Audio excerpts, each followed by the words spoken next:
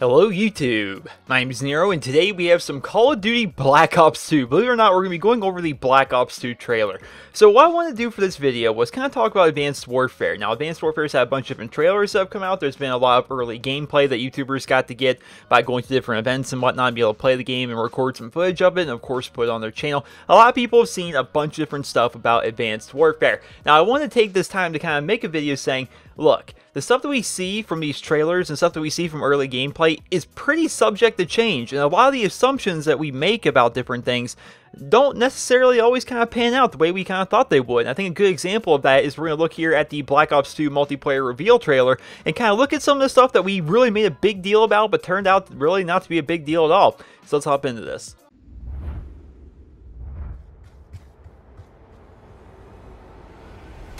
First and foremost, I want to point out the Pick-10 system here. This is the first time we ever saw anything revolving around the Pick-10 system in Black Ops 2. Turned out to be a really good system. I loved it. They expanded upon it a little bit in Call of Duty Ghosts, and they're expanding on it even more in Advanced Warfare. It's really kind of changed Create a Class forever with this first implementation of the Pick-10 system. So I like it. This is the first time we ever saw it. I thought we'd point that out. Not a lot of people talked about that much, but yeah, the Pick-10 system turned out to be a really, really awesome feature. Shock charges. Look at these things, man. When the trailer first came out, people like myself were doing like the kind of breakdowns of the trailer and kind of psychoanalyzing everything. We saw these shock charges and we're like, wait, these are like stun grenades, but they look cooler. They seem to have a way stronger effect, and you can stick them to walls and stuff. This seems absurd. It seemed absurd at the time. And then you look at how shock charges really kind of played out in Black Ops 2. Sure, they were good, I guess. I'm sure they actually worked the way that they were kind of advertised in the trailer, but they really were not that big of a deal. You could see them coming, you had a good idea where people would put them, and if you're like me and you mainly played game modes like Kill Confirm, Ground War, Domination, things like that, you always wore attack mask on, so it never really bothered you. I walked right through shock charges, I didn't even know they were there, and I didn't care because I was completely invulnerable to them. So shock charges, something that people freaked out about, turned out not to be a big deal.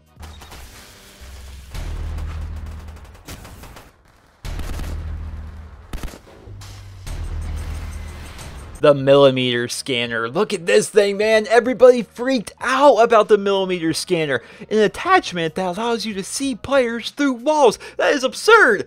Spoiler, guys, the millimeter scanner was barely used for the majority of players, and in all honesty, it wasn't really that helpful. It was kind of nice, like it was a different version of a red dot sight, I suppose. It gave you a different view as compared to a red dot sight would, but the entire see-through wall thing really wasn't that useful, and that's indicative of the fact that nobody ever really used this attachment, myself included. Like, I would occasionally use it on things, like I tried that out on the KSG shotgun just because I liked the way that the sights were set up, and I thought it made it a little bit easier for me to be able to kill people with the KSG shotgun. That's the only time I ever really used it. I never really used it for anything else. It was one of those things that the community as a whole freaked out about because you could see people through walls if they were moving, but nobody ever ended up using this thing. It was not a big deal at all. Notice here, I want to pause and notice this real quick. Notice that the gun sounds in this trailer are not at all the same, and they do not actually represent the actual sounds that they have in Black Ops 2. You should also notice that the kill feed in this trailer looks completely different than the kill feed it does in Black Ops 2 today. Dolphin diving! Dolphin diving returns from Black Ops, completely useless in most situations, but it was fun to do, and a lot of people were like, guys, dolphin diving's back. I remember when people would post their kind of analysis of the trailer after it came out, people would just put in the title, like in the thumbnail, dolphin diving returns, as if it were like a big deal, but it doesn't do anything. Dolphin diving is one of those things you do when you're like you just dive onto a flag just for fun. It's one of those things you randomly just do when you're bored. It's not one of those things that was ever really super useful. But yes, dolphin diving returned, and a lot of people were super excited about that.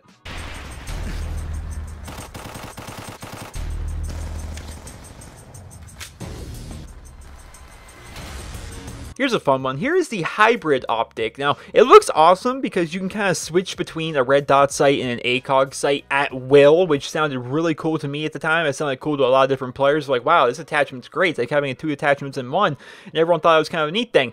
But ultimately, the attachment itself was pretty underused because, frankly, the ACOG sight's never been useful on anything, except for maybe sniper rifles when they're trying to quick scope close range. But aside from that, the ACOG sight has never really been that great. And the way they changed around the red dot dot sight when you use this attachment and how it looks different than your traditional red dot sight, that kind of turned a lot of people off of this attachment. And yeah, it's one of those things we were all excited for. Turned out it was not that great, and no one ever really used it.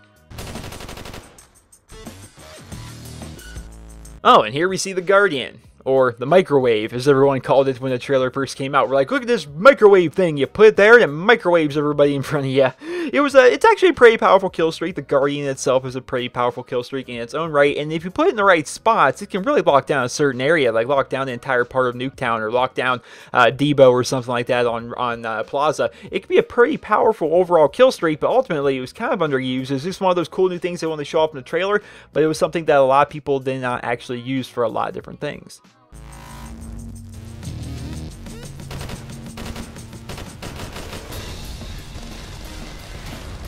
Next, we see the Dragonfire. This streak got so much attention in pre-launch marketing by Activision.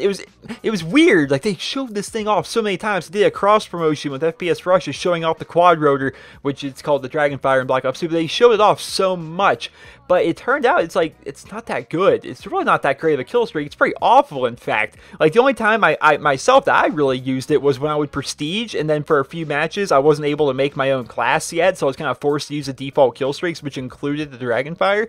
But aside from that, man, as soon as I was able to change around my kill streaks, I got rid of that thing immediately. It just wasn't very good. It was weak. I mean, it even shows here in the trailer just how weak it is, because it gets shot down so easily.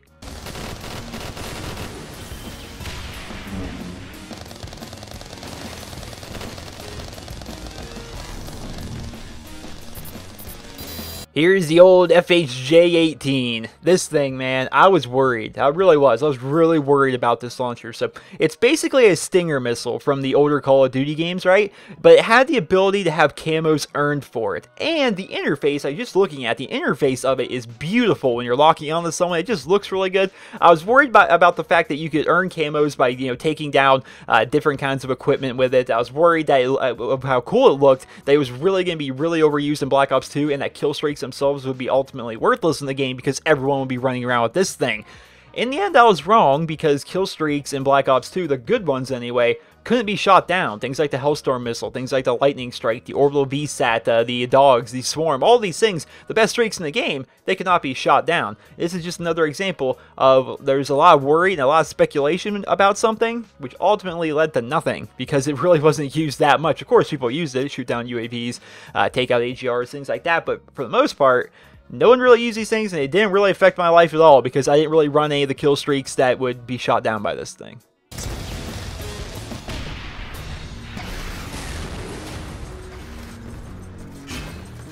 Here we see the Assault Shield and its newfound ability to be placed on the ground. Personally, when I first watched this trailer and I did my analysis of the trailer, I didn't think really that much about this, I was wrong. I was definitely wrong, but I didn't think much about it at the time. I didn't realize that by placing down your shield that you would have basically a portable head glitch, and I didn't realize how badly that could be abused. If you've ever played Nuketown 2025, especially in the Nuketown 24/7 playlist, you know how annoying this Assault Shield is. People just sit in the backyard with this thing, they pop it up in the corner, they get their LMG, they sit behind it, and they're damn near invincible unless you can get some kind of kill streak at them. You can try chucking C4 at them, that's not going to do anything if they have Flak Jacket. It's a real pain in the ass to fight through this thing. One of the stupidest ideas I've ever seen in Call of Duty was taking the Assault Shield and allowing you to put it down on the ground and be able to use it as like a portable head glitch. It was just really absurd. Oh, how could we forget? The Target Finder. Again, this is one of those things I didn't really think ultimately that much of, but it turned out to be one of the most used attachments in the game. So many people complained about this attachment, and they still do to this day, and I really never understood why. I mean, I see that it paints the targets with a red diamond around their body. I get that, I see that, but people act like these people that you see with these diamonds around them aren't already visible in the first place. It's just one of those things where it's like, it doesn't really help that much. It's more of a cosmetic thing, in my opinion, but ultimately it's going to be one of those things that bad players to the end of time will whine about as it being overpowered and whatnot. And that's coming from some guy that's made it the Prestige Master in Black Ops 2 twice. I didn't just make it the Prestige Master, I've done it twice. I've played a ton of Black Ops 2, probably more than a lot of you, and I'm telling you guys, I don't even use this attachment, but I'm telling you, it's not that great.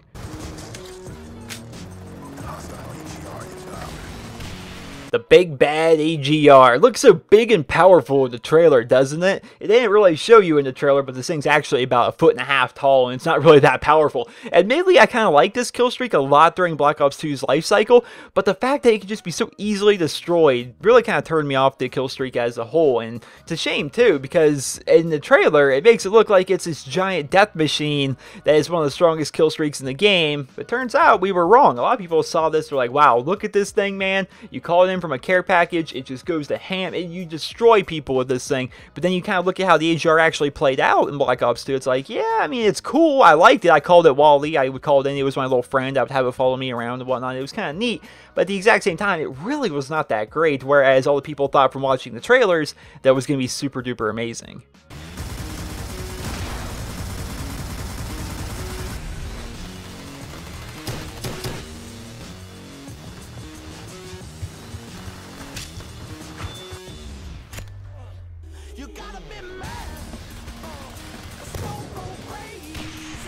Next, we have iron sight sniper rifles. We haven't seen these things in Call of Duty since World at War back in 2008, where all but one of the sniper rifles had the ability to just go with the iron sights. This had fans both excited and worried. Snipers were excited because, like, hey, look, we can have iron sight snipers back in Call of Duty. Whereas non-snipers like me were like, oh god, this game's just going to be flooded with snipers. There's going to be so many of them.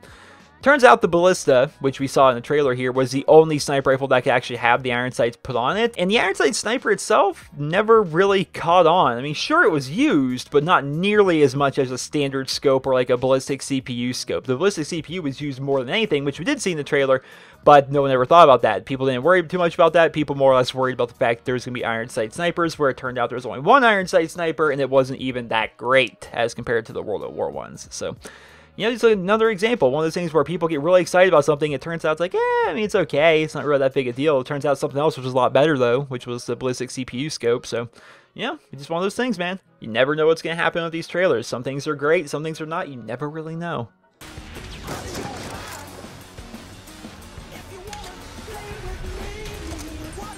Here we see the infamous tactical insertion, which this thing is supposed to be used, right? They made this thing in Modern Warfare 2 originally, and it was supposed to be used so you can keep a presence behind enemy lines, like big ground war domination, being able to spawn up near their flag, constantly be a thorn in their side, that kind of thing, you know, always staying within near the enemy.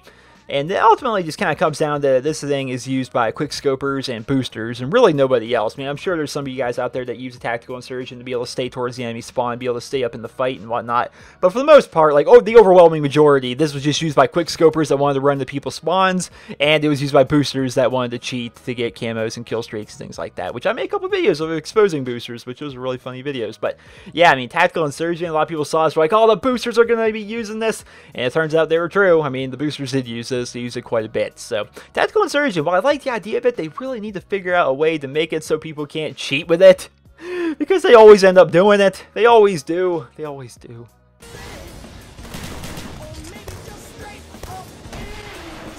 Here we see a C4 kill. While most of us just thought, oh look, C4 is back, that's neat. They've had that in COD 4. They had the equivalent of satchel charges in World at War. They had it in Modern Warfare 2. They had it in literally every game going forward. You know, it's just one of those things like, okay, well, C4 is back. Not really a big deal. But we were wrong. We were so wrong. C4 proved to be just ridiculously overpowered and capable of actually just clearing rooms in Black Ops 2. Just about every big scoring gameplay you see on YouTube, you see a lot of these gameplays on YouTube, people getting double swarms or double nuclears or, I don't know, 150 kill matches. Every single time they're running C4. Every single time they're running like a scavenger C4 and just tossing C4 in every room, getting quad feeds, triple feeds, double kills. They're just going crazy with it. It's a great example of something that was thought to be kind of an afterthought in the trailer would turn out to be one of the biggest elements of the game. And here we see the Swarm, which kind of looks funny, doesn't it? It turns out, I believe this is actually an early model of the Swarm that would end up being scrapped for the current Swarm model that we see today in Black Ops 2.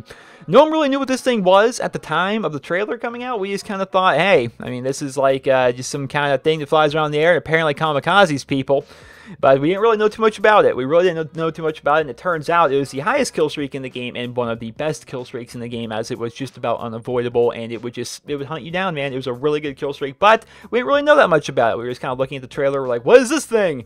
And then it turns out it was a really, really good kill streak that would turn out to be the highest kill streak in the game that you could actually acquire.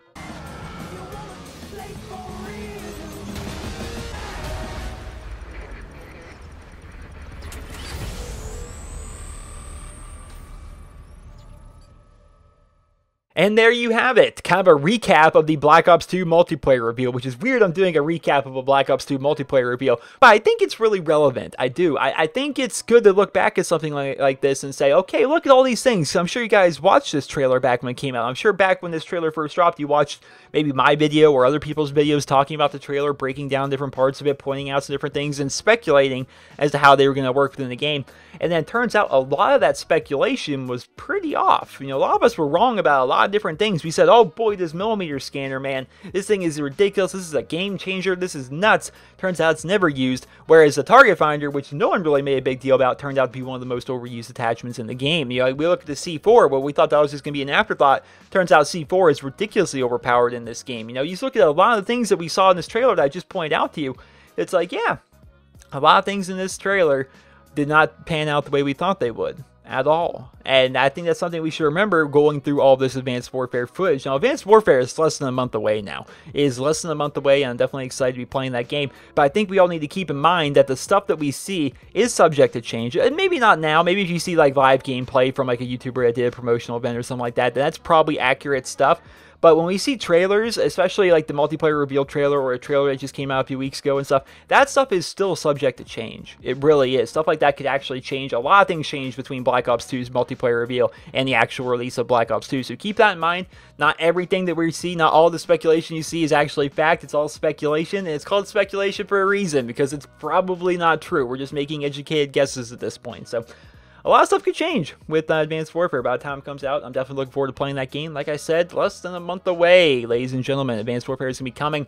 I'm going to be trying to get the game early best I can. Hopefully get it maybe a week or so early so I can start talking to you guys a little bit in videos about how the game's playing, how it's feeling, some stuff that's going on with it. And of course, on actual release night, when we're actually allowed to make videos of the game, I will have a ton of Advanced Warfare videos for you guys. The same way I did with Black Ops 2, same way I did with Modern Warfare 3, same way I did with Call of Duty Ghost, and the same I will be doing with Advanced Warfare. So I hope you guys all enjoyed this video, and if you did, please be sure to leave a rating. Hope you guys all have a wonderful day.